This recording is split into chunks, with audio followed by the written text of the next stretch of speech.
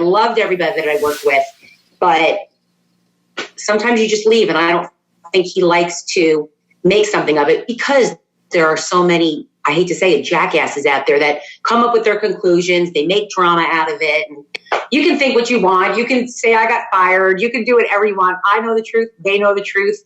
Anyone in my life knows the truth. I don't really care anymore. It's so past tense. You know what I mean?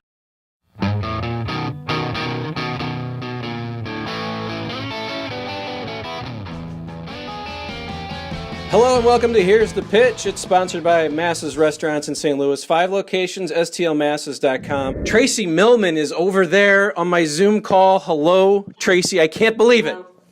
Hello, Brad. Hello, everybody.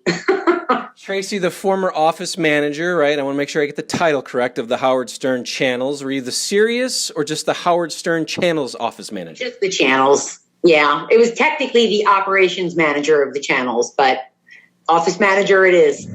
But tell us a little bit about, so you were there for a long time. People remember your voice. You yelled at Grillo, gave him some fun. That was kind of how we first got to hear from you. But 2014, you decide to leave. Tell us a little bit about just kind of that time. It was your decision, right?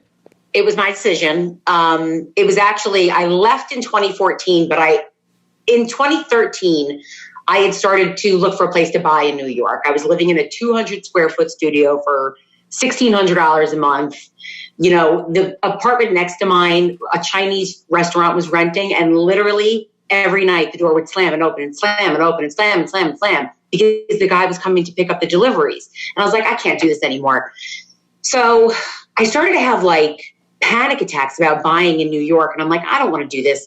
And I had read an article in the New York Post about how like 14% of New York residents had relocated to the Charlotte area. There was a big job market, so on and so forth. So in September of 2013, I booked a flight for a weekend, got a hotel, came down. One of my old bosses, who I'm sure anyone who listens to the show knows, Harvey Leeds, he hooked me up with some friends that lived down here. They kind of showed me around.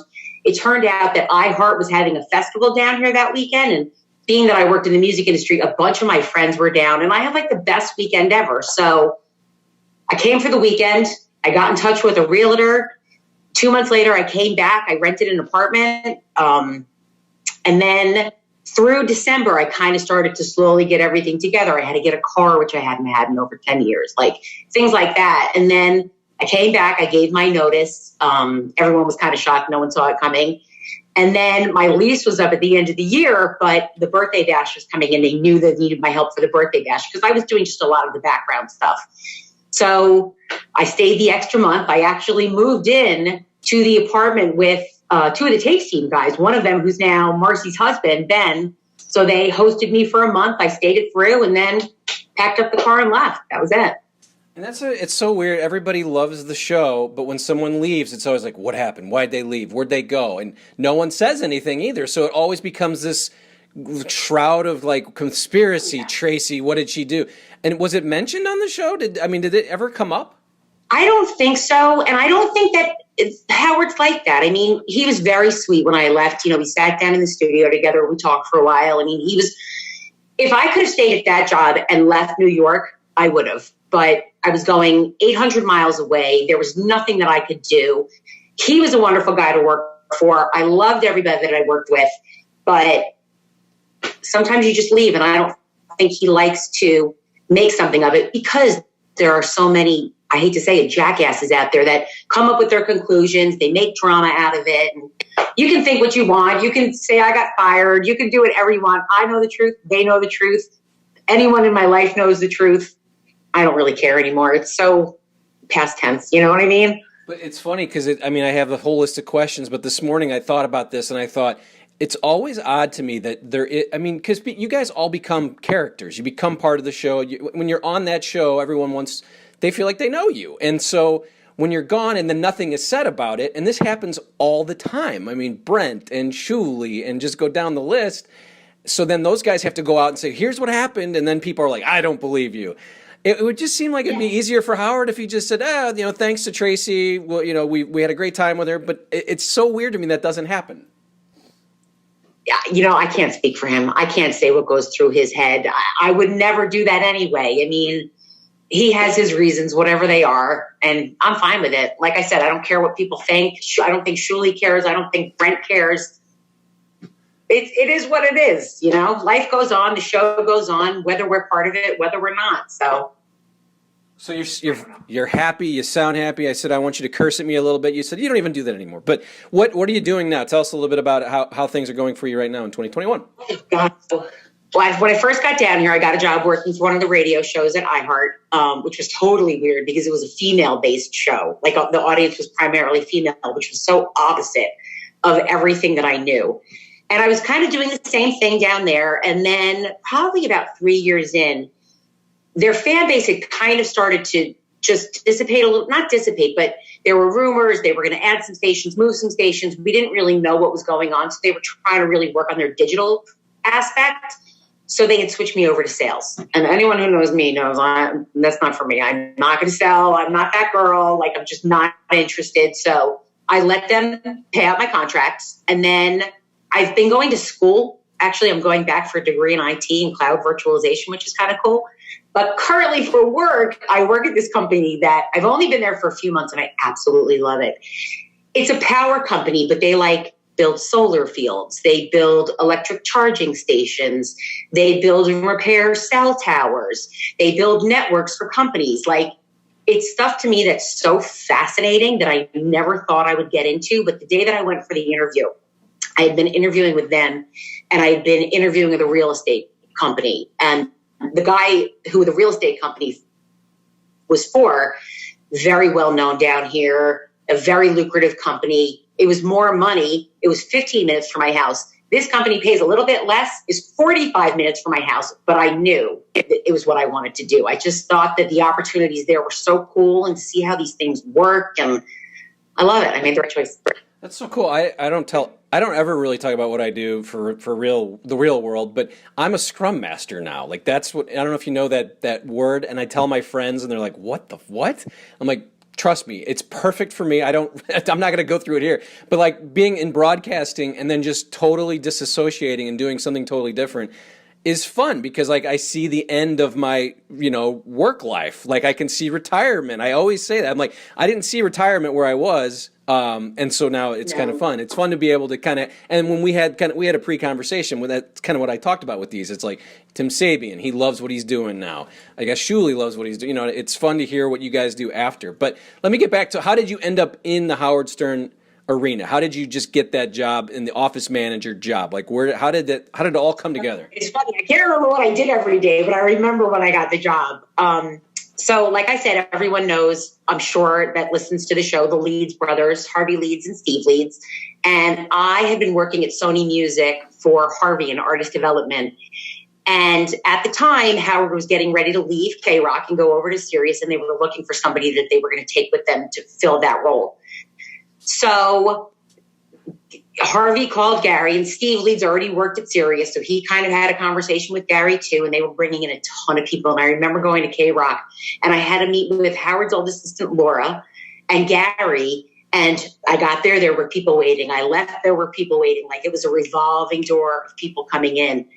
And they were like, all right, we're probably going to make a decision in a week or so. We'll let you know. And I had been standing on the street in front of a venue getting ready for a Natasha Bedingfield showcase that we were putting together. And all of a sudden, Laura called me, and she's literally not even 24 hours later, and offered me the job, and that was it. And that was at K-Rock or Sirius? K-Rock or Sirius? Yeah. It started at K-Rock? I started at K-Rock. I was at K-Rock 2.5 months before we moved. Okay. So then you got to move along with everybody else. What was that? What were those times like? Just kind of, because I think everybody there had to be sad at the K-Rock place, but then you move into a new place where they're just balloons and confetti, I'm sure. Well, it was weird because the setup that we had at K-Rock, where the studio was and the office with Will and Jason and Gary and the interns, that was on one side of the building and my office was on the other side of the building. So it always made it very difficult for me. I didn't really spend a lot of time down there with them. They came to my office now and then, and I went down there, but I didn't really get a chance to bond with them, and I didn't really get a chance to see them interacting with other people from the station. It wasn't until we moved that I really got to know everybody and felt more like I was part of it. But it was also weird because when we got to Sirius, we were closed off from everybody else. You weren't allowed into the compound. You had to have a key card to get in. So at the time back then, I still smoked. So I was able to go outside and hang out with people, and we would go smoke cigarettes together. And that's how I got to really know most of the people at Sirius. But in the beginning, it was weird because you couldn't really meet with people because they couldn't come back there. So unless you were going out, no one was coming in. But it was great in the end. And you worked with Howard pretty closely, right? You had a lot of like inner dealings, meetings and things, right? Or no? Yeah, there were meetings. I did work with him closely, but it was weird because after the show, he would go into his office, he would do his thing for a little bit, and he would get up and leave. So I didn't have the time with him that everyone else did. I didn't go in during breaks. Like sometimes I did if I needed to give him a message or something like that. The most time I really ever spent with him, and I actually miss doing them once things all digital, is we used to do movie screenings. So every time a new movie would come out, the movie company would invite us to go to a private theater, and the whole crew could go. We would all sit and watch the movies, and I always had to meet him on the streets. And I remember one time we were seeing some movie in IMAX, and I had to meet him, and it was like 3 escalators up. And I swear to God, I think we were together maybe 3 minutes, and he knew my entire life story. I mean, and I don't know what it is about him, but he asks you a question and you legit just want to answer it. You want to tell him anything he wants to know. Like you melt into it. It's the weirdest thing I've ever seen in my life. But I would enjoy those little conversations with him and those times with him. He really is great. He's just a great guy. So at some point you get on-air experience. Was that something you even cared about? And it was the Grillo, right? That's the real first time when we get to hear your voice and Tim gives you a show. But before that, I'm sure Howard's like, oh my God, radio gold. Like listening to Tracey take down Grillo, the way you say his name, the way you say douche, I would like to hear a little bit of that if we can. Just give me some, but it was such a funny thing. I know. I'm sure it's like, oh God, why do I have to hear this? And you said that people still say this to you, but just tell me a little bit about that. What was it like? Did you enjoy? Did you want to be on the air? And when Tim approached you about doing a show, right? And that's when this all happens, where you become sort of a character? I didn't actually know. So as everyone knows, it happened on the intern show. And when I came in the next day and Howard played it on the show, and I remember the biggest fan of that entire thing was Artie Lange. He went nuts for it. But it was very weird to me because as much as that's when he was like, she's radio gold, I wasn't used to, and I'm still not, and I think this was one of the reasons also why I was just okay getting out of the industry. There are a lot of really shitty people out there who just want to bring you down and make you feel bad. And you really have to be strong to be able to put up with that stuff. And it was tough for me at first. Like I really didn't like it, but I guess they had the conversation. They decided they wanted me to try happy hour, which I did. And it just kept going. And I was like, I don't want to put up with this shit. Not only do I feel like I'm saying things that I wouldn't normally say, and I'm taking down people that I normally wouldn't take down for what? And then I'm getting berated by people I don't even know for the same reason. I'm like, I don't want to do this. So after the Gary one, well, that was pretty bad. Gary didn't talk to me for like 3 months after that. It was really bad. I was like, this just isn't worth it. I mean, it amazes me that I'm gone for 7 years and there are still people out there that are total shitheads that feel like they have to say something negative to me. Like, I moved on. Maybe you should move on too. And maybe you should try some therapy. I don't know. That's all I'm going to say. But it is hilarious stuff. I mean, not the things that people say to you, but the things you said. As I told you in our pre-interview, I still walk around the house going to my wife, douche. She's like, stop, just stop.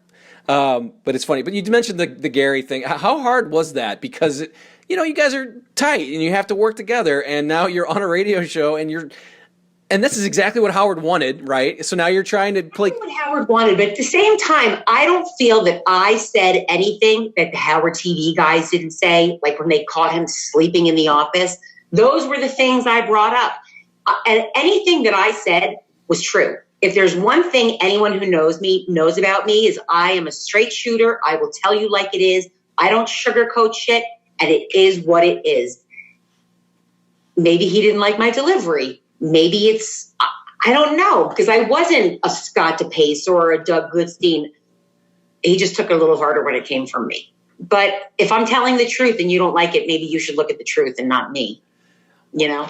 Well, and you even said in this, and I'm sure, to me, thinking about like the world today, it was boys club, right? And you're this Spitfire, you know, you're not going to take any shit.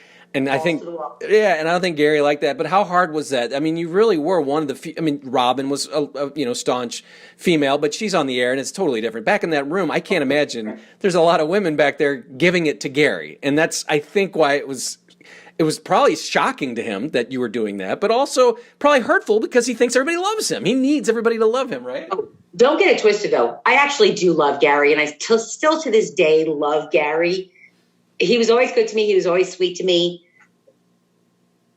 I did something because I thought I was supposed to do it. Would I have done it in any other day or or even thought about the things that I brought up on that show had I not really kind of been asked to? No, absolutely not. You got to know your place. I mean, and I think in any other work environment, you do know your place. But here, it's so different. Like there, it was so different that you're expected to do things or to be a certain way. And I think it just gets the best of you a little bit. And you kind of just roll with what you think you're supposed to do, even if it's not something that you would normally do. I don't know if I'm describing it right. I don't know. No, that's good. And that's what I was going to say is, did you ever say, listen, to Tim or to Gary, whoever, just, I don't really want to be on the air anymore. This was, I know it was kind of fun for you guys, but I don't need that anymore. Did that ever come up? And did they? No, I did it in the studio with Howard. We had that conversation after the fight with Gary. Oh, hi, little dog. Sparky, yeah. I'm sorry. I get, I'm all doggy. After the second show, when I went in there and Gary and I had it out on the show, we decided that maybe this wasn't the best thing. And then, if you remember, I can't remember what the name of the show was, but Will, Jason, and Teddy did a similar show where they started to talk about everyone in the studio. And again, it led to the same problems. It led to the fights, which is great radio, but it became toxic in the office. Nobody wanted to talk to each other. Nobody trusted each other. And that didn't last that long either. I mean, this is one part of the show. This is one part of your job. So this is an hour. For the other 7 hours, now you hate everybody. Nobody wants to work like that. I can't imagine it, actually. I mean, you ball bust, but then it's on the air and everyone else knows about it. That's why it's always interesting to me that and then Howard's kind of conducting it over here, enjoying it. He's like absolutely turning. It's like you sit there and it's like I remember I took Steve Brandano to go see the premiere for Iron Man. And I remember I was sitting on the bus coming into work and I had my little stiletto that I had gotten for Christmas, listening to the show. And Howard started to get angry. How come you've seen Iron Man and I haven't seen Iron Man? It was this whole big to-do and I freaked out so bad. And it's like you're constantly on guard because you constantly think something's going to get up, you're going to get in trouble, or something's going to make you get berated on air.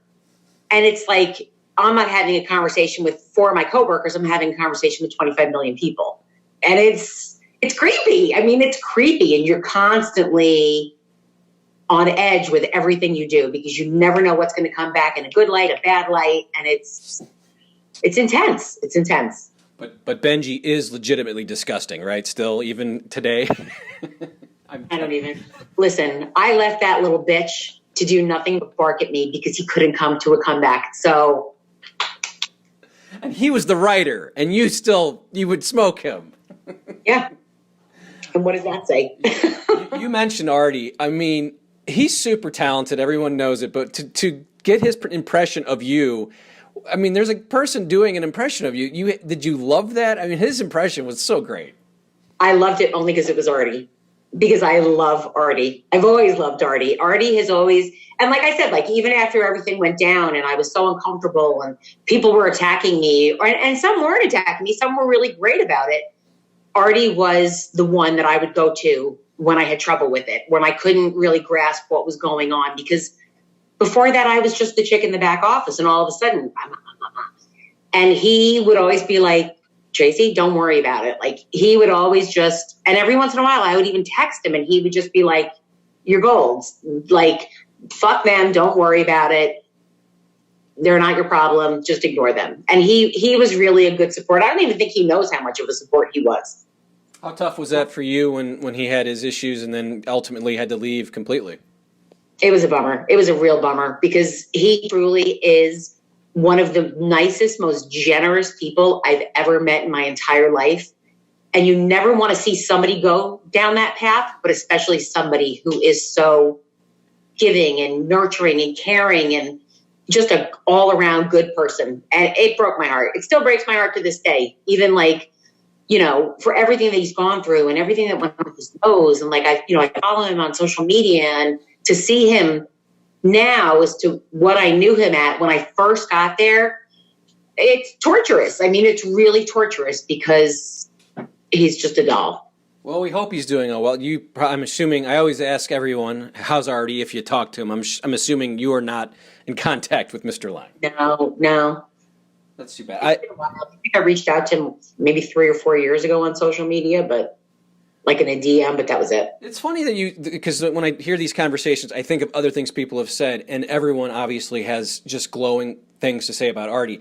So the more I think about the fact that he did get to sleep or he would call in sick, if he was an asshole, you could just get rid of him. But it's impossible because he's such a good dude, and he's great on the show. So I'm starting to understand more that it was incredibly hard to just say, Artie, you can't come back anymore. Yeah, it was a bummer. I mean, I don't even know how to elaborate on it. It was bad. I think the hardest thing I ever saw, though, was the day that he got into that big fight with Teddy. And you can even see in the video me coming up the hall, because Teddy and I were very good friends at the time. Just took Teddy out of the building. We walked around for a while, but I never saw like 4 to 5 men trying to hold back one man, and that man getting through. Like it, I mean, but now I think at the end of the day, we know it was drug induced and his adrenaline was going, and we had to get Teddy out of the building. And that, to me, was really heartbreaking to see him that way.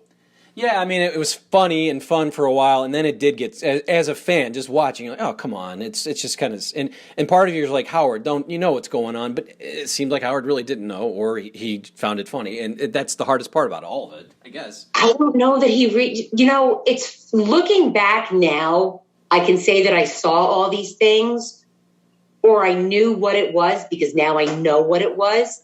But back then, I don't really know that we all knew how bad it was. That boils down to. We knew there was something going on, but I don't think we knew the intensity of it.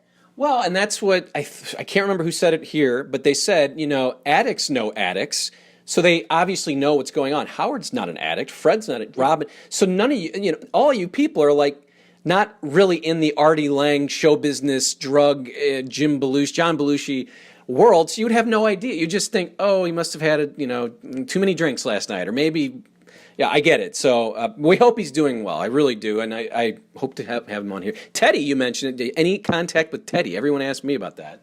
I haven't talked to Teddy in a while. Last I knew about Teddy, he and his wife had like a sandwich truck, like a whatever they're called. I can't even think of the word right now. Then I think he opened a restaurant, but I think since then he's closed it. But don't quote me on that. But I don't really know where Teddy has gone. Yeah. I hope he's doing well, though, him and Poppy. Yeah. Well, I'm going to name some names. You just say what you want to say, all right? Will Murray. Who? Will Murray. Oh, I love Will. Will's a good guy. Jason Kaplan. Huh? Jason Kaplan. I saw recently on Twitter they had put a thing up of Jason. He looks phenomenal. And I love his wife and I love his pets. And I follow them on all social media. And he has the cutest blind beagle, which just melts my heart that he would do that because I have a handicapped dog too. Yeah, I don't really have anything. I don't think there's anyone that you could bring up that I would really have something nasty to say about. Ever, do you get the chance to talk to those people? I mean, do you keep in touch? Not really. When I found out that Will had and the family had gotten COVID, I did reach out to him and we talked a little bit. I talk to him every once in a while on social media. Last time I was in New York was before COVID, and I did get to see everyone. We all went out to our local pub, and there's a dog again. We had some drinks, we caught up, but because of COVID, I haven't been back up. I talk more to the wives, a lot of the wives. Like I still talk to Richard Christie's wife a lot. I talk to High Pitch Mike a lot. I talk to Jim McClure's wife a lot. Richie Wilson I talk to, and Rachel and Rob Martin and Jackie, who was Scott's intern, and they fell in love and got married and have a baby and are living a great life. Gary every once in a while on social media, but it's weird. Like I'm just like I left and I left. Yeah. You know what I mean? Yeah, well, it's funny that you said, because you left. I left, and I had a real hard time leaving the people. Like I didn't want to do the job anymore, but I really loved the people. There's probably five of them were in my wedding, so it's like they were my. I have these. My wife says you have to start deleting some friends. You have too many, and I'm like, no, that I have this part of my life. I have these people, and I have these people. So I keep in touch with them. I was curious too. So you talked about when you left, but a lot of people talk about that time being a weird time for the show because of kind of the change that was happening, and people have seen Howard's YouTube video that was leaked where he says, "I want A-listers," and MARCI comes in. Did you get a sense it was a weird time for the show? A weird feeling of change when you? Because it was kind of. I mean, anyone who's going to tell you that it wasn't changing is full of shit. I mean, it was definitely changing, but I have to be honest, like, people can say what they want, and they can say Howard's not the same, he's sold out, he's this, he's that. His interviews have never been better. His kindness, I think, comes through, and I think that people are seeing him for who he is as opposed to what they think he is. And was it weird for me at first? Yes. Do I think in the end game it was a benefit and the show sounds better than ever? Yeah, I do. I mean, people can think what they want. Oh, we're not playing anal ring toss. This stripper's not doing this and this one's not doing that. Well, there's more to life than strippers and anal ring toss. Like, I'm interested in what these people have to say. And like I said before, like he has a way of making people just open up and want to talk to him. So I think he's one of the best interviewers in the world. And anyone who says other is full of shit. Totally well prepared. Was it tense around there though for everyone, including yourself? Because that's a weird when something like that happens. It's got to be tense, and people are walking around scared about their jobs and everything. Well, how did you feel like a tenseness, and were you tense? Listen, it was different. I mean, one day I was in my own office, the next day I was in Gary's office. Like I remember my best friends. I spent the weekend at my best friend's out on Long Island. And that Sunday she had, I don't know, a bridal shower or something. So I stayed at the house and I was babysitting her kids while she was gone. And her husband, I don't know, was playing golf or something. And I come back to the city the next day. I go to work. I'm sitting in my office. She calls me and she's like, my sister died last night. She had a stroke, massive stroke. She died. MARCI comes walking in the office. So you have to be out of here by Wednesday. And I'm literally sitting here talking about somebody who had been in my life for 20 years passing away. And MARCI's just like, you got to be out by Wednesday. So I was like, what the fuck? Like, it was weird. But I really don't have anything to say about MARCI. I really think at the end of the day, she's been more of a benefit than people give her credit for.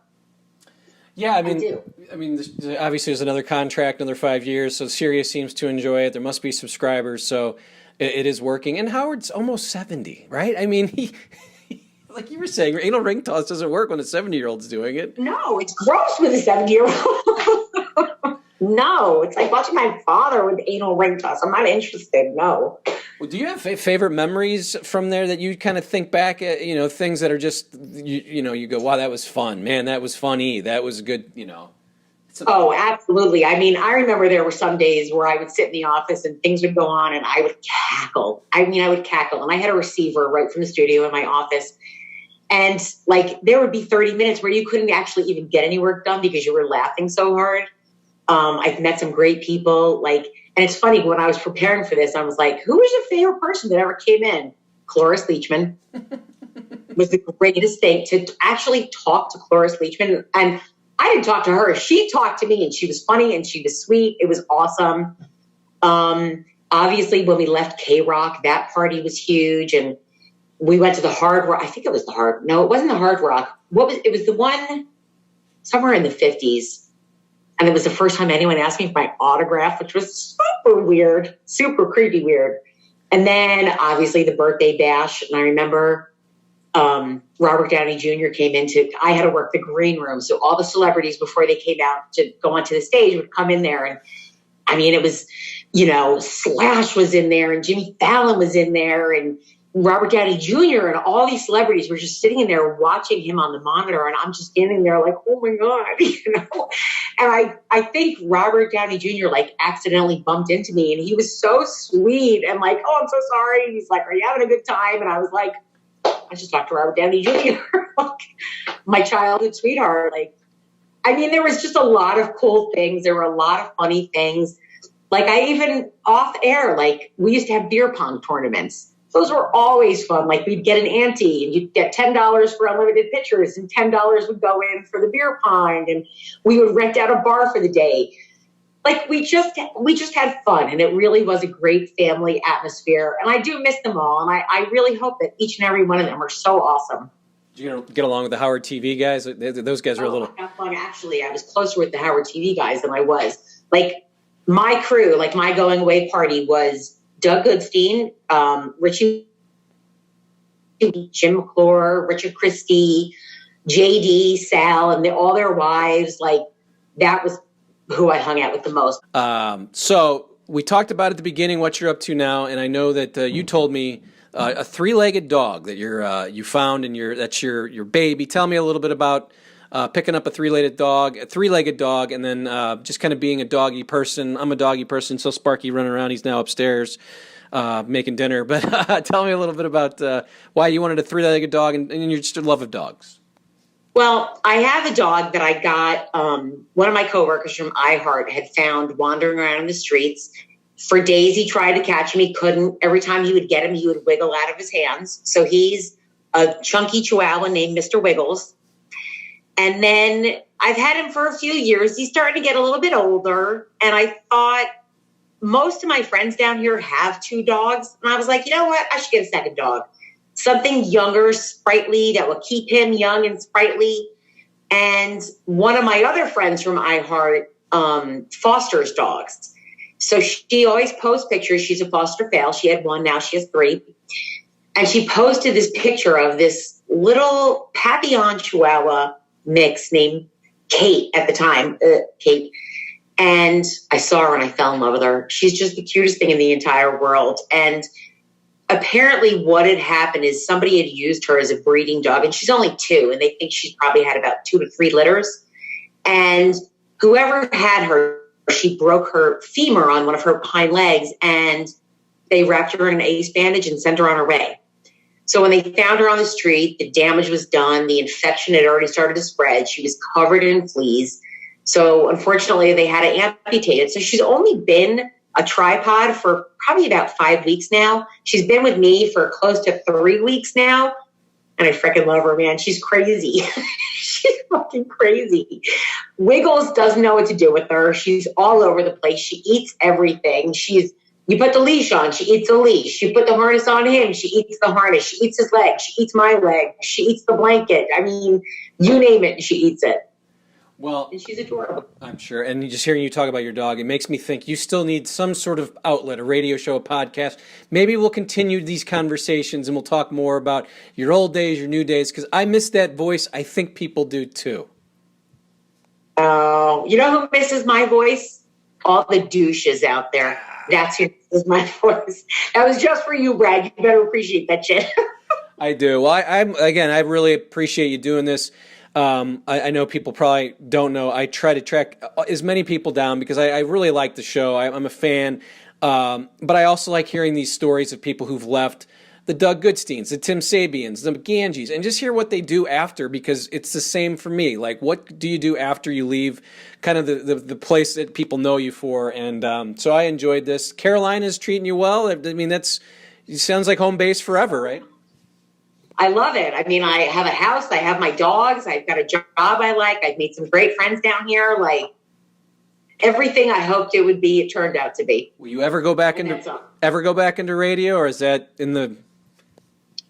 I don't think so. You know, when I was younger, the music industry, the radio, it was fun, but I'm older now. It just doesn't... What am I going to do now that I haven't done already? You know? Yeah. Just spend out my time, wait for my 401k, cash that shit in, and go live in a retirement community. That's all I want to do. We have the same goals in life, and that's great to hear. Yes. Yes. Well, thank you so much, Tracey. I know people will be very excited to hear from you again, so I'm glad you did this, and I know that you said this actually was not as bad as you thought it would be. I try to make you feel comfortable. That's my goal here. No, and I appreciate it. You're a sweetheart. And you should, a lot of people have come and hit me up, and I'm like, no, and now I feel bad. And you suckered me, and you were persistent, and you were courteous, and I appreciate it. It's all an act. No, that's what I try to do here. I know. Well, I thank Tracey. I thank you for watching. Again, it's Here's the Pitch, sponsored by Masses Restaurants, 5 locations in St. Louis, stlmasses.com. Go to their website if you're driving through St. Louis. Great food, great pasta. And again, subscribe. This is for subscribers only. A lot of new stuff coming along the way. More former employees who are just having a ball with three-legged dogs. But I thank Tracey. I thank you for watching, and we'll see you next time.